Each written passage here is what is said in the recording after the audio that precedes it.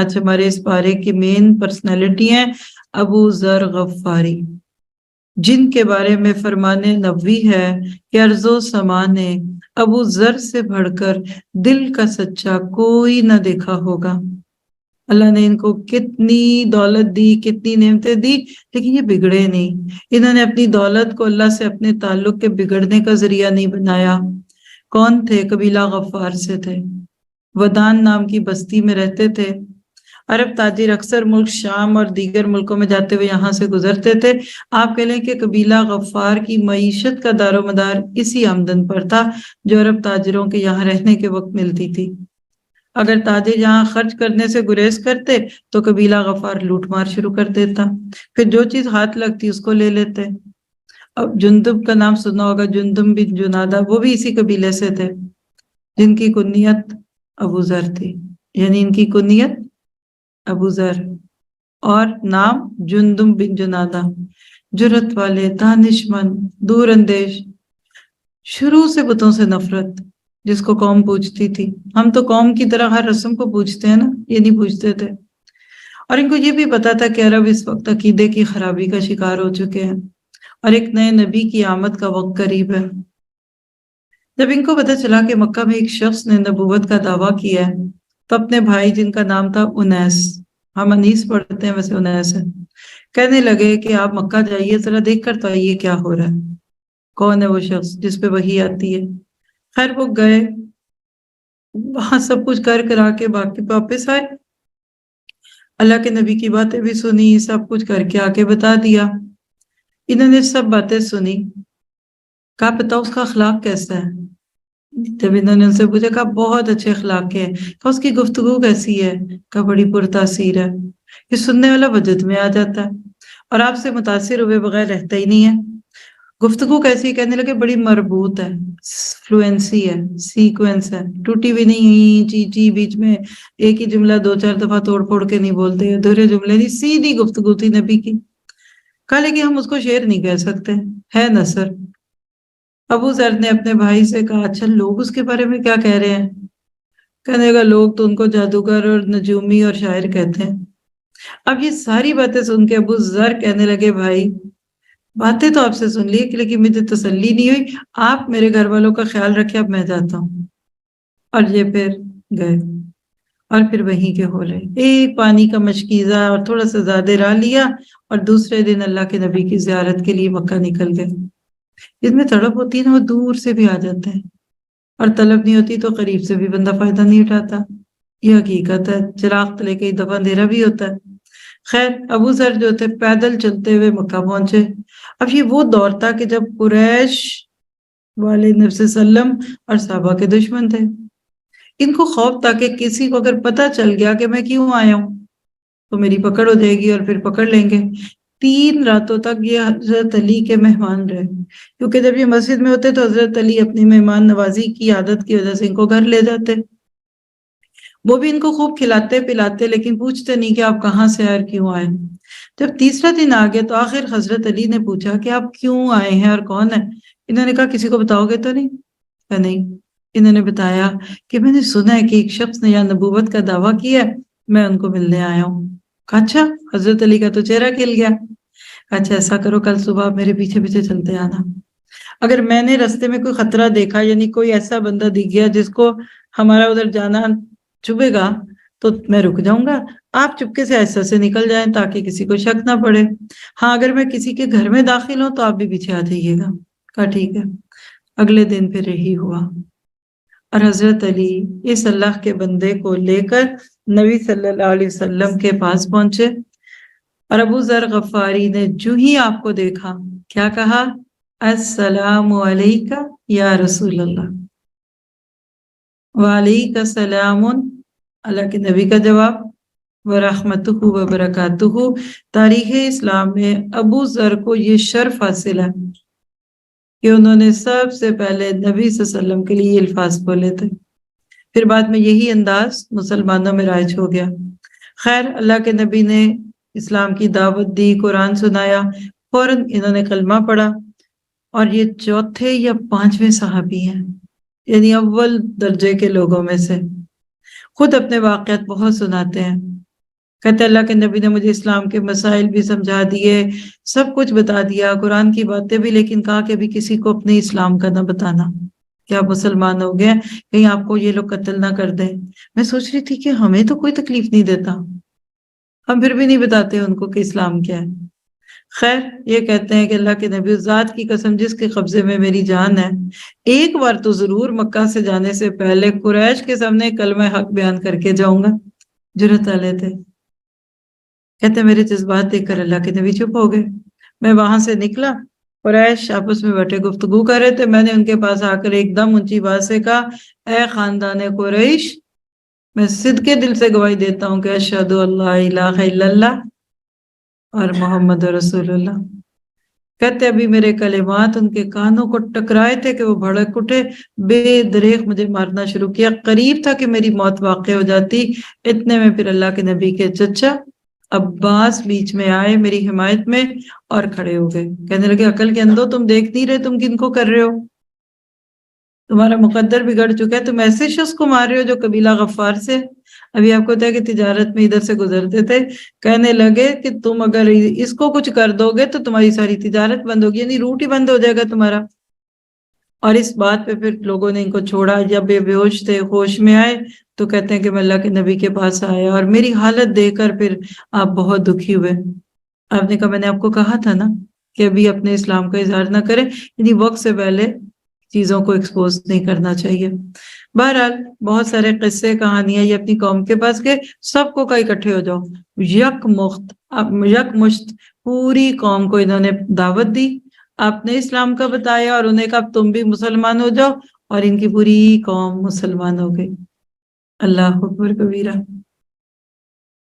اور پھر اس کے بعد اللہ نے حقیقت میں ان کو اپنے لیے چنا، انہوں نے اللہ کے دین کو بہت فائدے دیے۔ کہتے کہ جب میری پوری قوم مسلمان ہوئی اور پھر اللہ کے نبی صلی اللہ علیہ وسلم نے کہا تھا کہ جب سب معاملے ٹھیک ہو جائیں گے نا میرے پاس آنا، اور اس طرح سے پھر جب مکہ سے جانے کے بعد جب آپ مدینہ گئے اور اللہ کی رحمت سے اسلام مضبوط ہوا تو پھر یہ واپس آئے، اور اللہ کے نبی نے پھر ان کے لیے، ان کے قبیلے کے لیے دعائیں بھی کی، اور بدر، احد اور خندق اس کو یہ مدینہ میں نہیں دیکھ سکے۔ اس کے بعد پھر یہ جب آئے تو پھر وہیں ہو گئے۔ اللہ کے نبی ہر معاملے میں آپ کو ترجیح دیتے تھے، آپ کے ساتھ شفقت سے پیش آتے، جب ملاقات کرتے تو ان سے مصافحہ کرتے، خوشی کا اظہار کرتے۔ اب جب اللہ کے نبی دنیا سے گئے تو ابو ذر کا دل بے چین ہو گیا، مدینہ کی گلیاں ان کو سنی لگتی تھی، نبی کے وجود کے بغیر مدینہ کی رونق کم ہو گئی تھی، ایسے لگتا ہے کہ جیسے کہیں سے بجلی چلی گئی، روشن مجلسیں تاریکیوں میں آ چکی تھی۔ یہ منظر پھر ان سے برداشت نہیں ہوا اور یہ ملک شام چلے گئے۔ حضرت ابوبکر اور عمر کا دور، یہ ملک شام میں رہے۔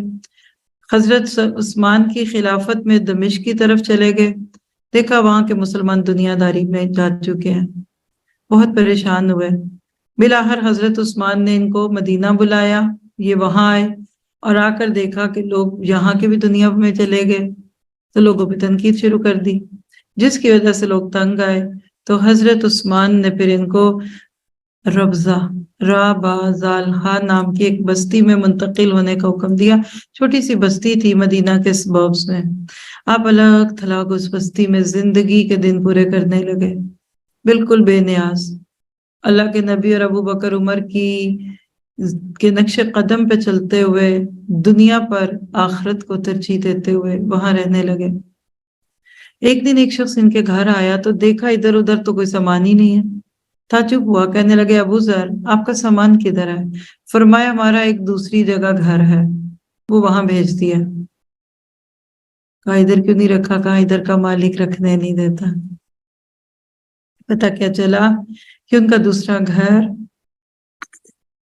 پاکستان میں نہیں، کہاں تھا؟ جنت میں۔ آخر یہ فکر آخرت تھی۔ ایک دفعہ شام کے گورنر نے ان کو 300 دینار بھیجے اور کہا کہ یہ رقم آپ اپنی کسی ضرورت کے لیے رکھ لیں۔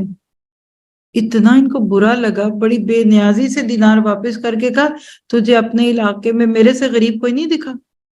یعنی کیا تو میرے پہ رحم کر رہا ہے کہ میرے پاس پیسے نہیں ہیں؟ زہد تھا، تقویٰ تھا، فکر آخرت تھی. اور یہ وہ لوگ تھے کہ واقعی جن کے لیے اللہ نے آسمانوں سے شاید جھانک کے کہہ دیا ہوگا کہ رضی اللہ عنہ ورضوا عنہ. اور آپ کو پتا کہ ان کی موت کیسے آئی؟ اکیلے تھے، ان کی بیوی ساتھ تھی. ان کو فکر ہوئی جب یہ بہت بیمار ہوئے تو فکر یہ ہوئی کہ اگر ان کو کچھ ہو گیا تو ان کا کفن دفن کون کرے گا. اس پہ پھر انہوں نے اپنی بیوی کو نبی صلی اللہ علیہ وسلم کا پیغام اور فرمان سنایا کہ آپ نے مجھے اپنی زندگی میں بتایا تھا کہ میرا ایک ساتھی صحرا میں فوت ہوگا اور اس کی نماز جنازہ اور کفن دفن کے لیے اللہ کسی قافلے کو بھیجے گا. اب جو میرے باقی ساتھی تھے وہ تو فوت ہو گئے، اب تو میں ہی ہوں، تو فکر نہ کرو، دیکھنا اگر مجھے کچھ ہو گیا نا تو تمہارے لیے کوئی نہ کوئی انتظام ہوگا. اللہ کا کرنا ایسا دیکھیے کہ جب یہ بیمار تھے، ان کی بیوی باہر گئی تو ان کو دور سے قافلے کے قدموں کی آواز آئی اور جب دیکھا تو واقعی وہ بڑے جید صحابہ کرام کسی سفر میں تھے، ادھر سے گزرے. انہوں نے ان کو بلایا کہ میرا شوہر بیمار ہے. وہ اندر آئے، انہوں نے کچھ ان کی تیمارداری کی اور تھوڑی دیر میں ان کا انتقال ہوا. کفنا کے دفنا کے وہ قافلہ رخصت ہو گیا اور یہ بیوی اللہ کی قدرت کو دیکھتی رہی. اس سے کیا پتہ چلتا ہے؟ اللہ آپ کے دل کو دیکھتا ہے. جیسا آپ کا دل ہوتا ہے، آپ جو خواہش کرتے ہیں، جو ارادہ کرتے ہیں نا، وہ اللہ آپ کے پورے کرتا ہے. اور اپنے ساتھیوں کو کہا کرتے تھے تہجد پڑھو. پوری زندگی میں نبی کی اتباع میں فقر اور فاقے کو پسند کیا، حالانکہ مال ان کے پاس تھا، اپنے پاس نہیں رکھتے تھے.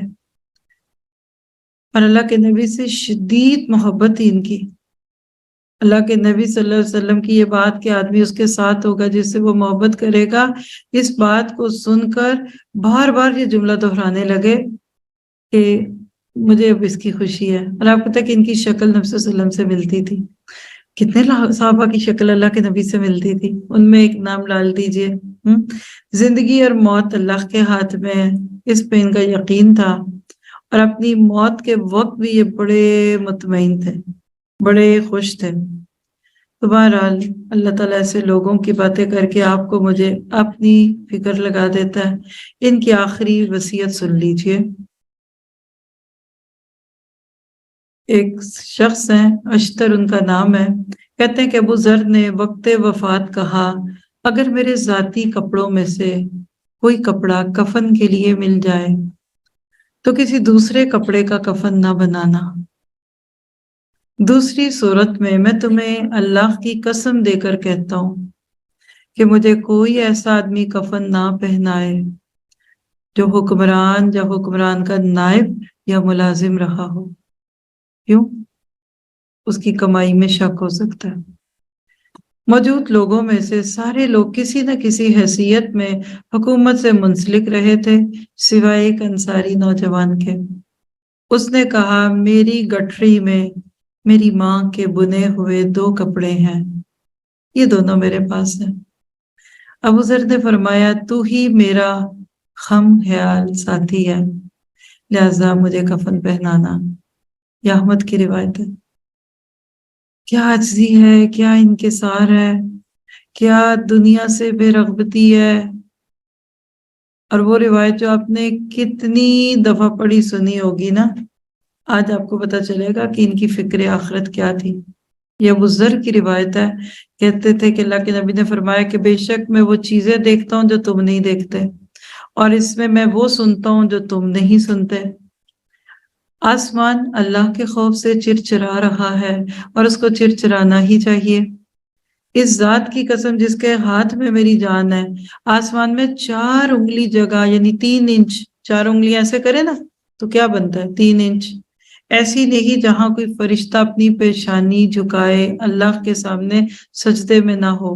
اگر تم وہ باتیں جان لو جو میں جانتا ہوں تو تم ہنستے کم اور روتے زیادہ، اور بستروں پر بیویوں سے لطف اندوز نہ ہو سکتے، اور اللہ کی پناہ طلب کرتے ہوئے میدانوں کی طرف نکل جاتے. ابو ذر کہتے ہیں کاش میں ایک درخت ہوتا جو کاٹ دیا جاتا. یہ ابن ماجہ کی روایت ہے.